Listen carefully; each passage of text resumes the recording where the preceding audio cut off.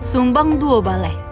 Sumbang Dua Baleh ialah peraturan tidak tertulis Minangkabau yang berisi tentang tata krama atau cara bersikap di depan umum. Sumbang sendiri berarti ucapan, perilaku, dan pergaulan yang berpotensi mengundang kecurigaan atau ketersinggungan. Sesuai namanya, Sumbang Dua Baleh memuat 12 peraturan yang wajib dipatuhi setiap perempuan Minang. Sumbang Duduk.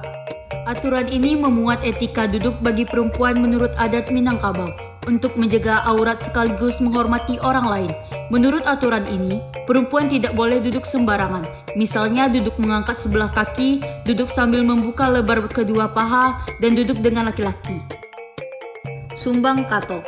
Sumbang Kato adalah larangan untuk bertutur kata yang tidak sesuai dengan adat Minangkabau. Perempuan Minang diharapkan untuk selalu berpikir terlebih dahulu sebelum berbicara, agar tidak mengucapkan kata-kata tidak pantas yang berpotensi menyinggung perasaan orang lain. Sumbang Karajo. Sumbang Karajo adalah sumbang bagi seorang perempuan dalam memilih pekerjaan. Menurut adat, perempuan hendaknya memilih pekerjaan yang sesuai dengan fitrahnya. Pekerjaan yang berat sebaiknya diserahkan kepada laki-laki.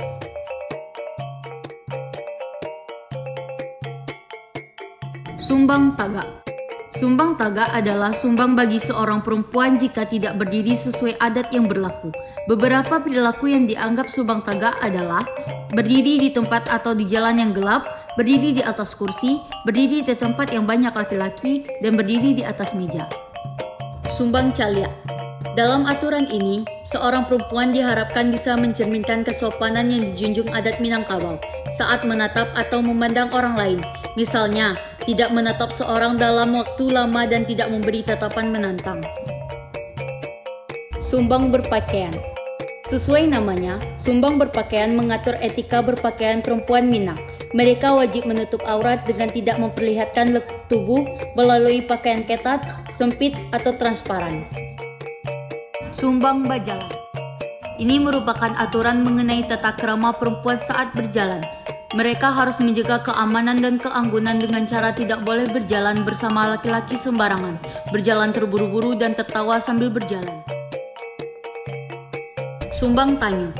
Sumbang Tanyo berkaitan erat dengan keterampilan komunikasi. Menurut peraturan ini, perempuan harus bisa memilih kata-kata yang baik sebelum mengajukan pertanyaan agar tidak menyinggung perasaan orang lain. Pada ilmu falsafah adat Basani Syarak Basani Kitabullah, penghormatan Minangkabau terhadap perempuan selaras dengan penghormatan syarak atau agama Islam terhadap mereka, sebagaimana terkatubnya surat khusus bernama An-Nisa perempuan dalam Kitabullah Al-Quran. Keistimewaan yang diberikan kepada perempuan Minangkabau itu tentu harus diikuti dengan serangkaian usaha untuk menjaganya. Sebab, sesuatu yang istimewa adalah sesuatu yang terjaga dan terpelihara sebaik mungkin. Oleh karena itu, para pendahulu menetapkan aturan atau pendidikan terhadap anak-anak perempuan agar tetap menjaga keistimewaan mereka. Nuansa pendidikan itu disebut dengan sumbang, yang dapat diartikan sebagai sesuatu yang tidak pada tempatnya.